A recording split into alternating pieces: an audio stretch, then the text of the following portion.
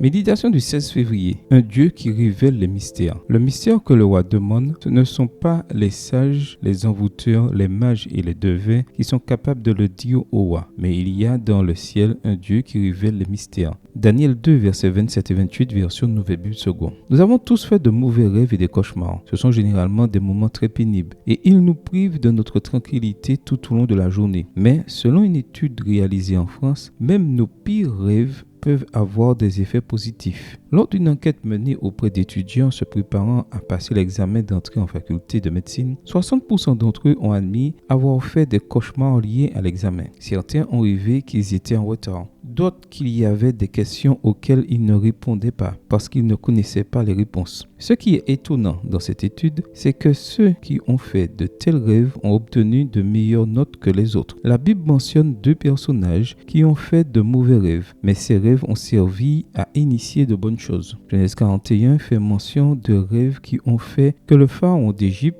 a eu l'esprit agité. Le jour suivant, verset 8. De même, Nebuchadnezzar, l'orgueilleux roi de Babylone, a eu un rêve où son esprit fut troublé. Daniel 2, verset 1. Il est surprenant que ces deux courageux guerriers qui avaient combattu les nations les plus puissantes de leur époque et qui en étaient sortis victorieux aient perdu leur tranquillité d'esprit à cause d'un rêve. Le fait est qu'en Égypte, à Babylone et en d'autres nations du monde antique, les rêves étaient considérés comme importants et annonçaient des événements futurs. Le point essentiel est que cette perturbation spirituelle a fait place au début de la révélation divine aux deux monarques. Pharaon a trouvé la paix en reconnaissant que Dieu avait donné à Joseph la capacité d'interpréter le rêve. Et à la fin de Daniel 2, Nebuchadnezzar a proclamé: en vérité, votre Dieu est le Dieu des dieux et le Seigneur des rois. Et il révèle les mystères puisque tu as pu découvrir ce mystère. Verset 47. La nuit noire a fait place à la révélation divine. Comme Pharaon et comme Nebuchadnezzar, nous avons nous aussi nos cauchemars, nos esprits agités, nos nuits blanches. Au milieu de notre trouble, nous devons savoir qu'il y a dans le ciel un Dieu qui révèle les mystères. Daniel 2, verset 28, qui nous fera sortir de nos nuits sombres et qui nous donnera une aube